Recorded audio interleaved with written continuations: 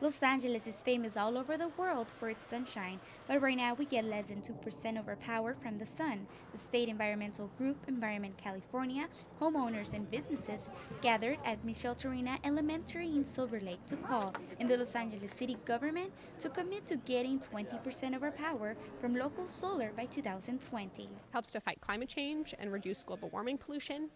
It actually saves a lot of water. Our city is transitioning away from burning coal. We have to think of some very creative, proactive, forward projects that can move capital, so folks can afford to access energy efficiency as well as solar photovoltaic. 68 schools in the Los Angeles Unified School District have already implemented solar power and serves both as a green initiative and to have students learn about the importance of conservation.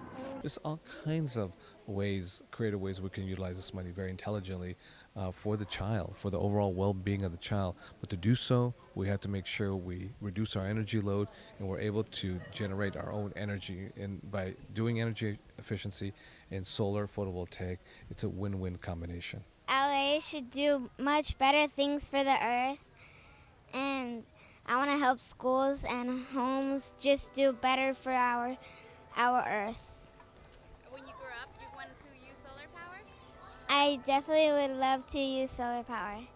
With LAUSD receiving $26 million towards solar infrastructure next year, Senator Kevin De Leon hopes that eventually the money saved can lead to less layoffs and more after-school programs to help students.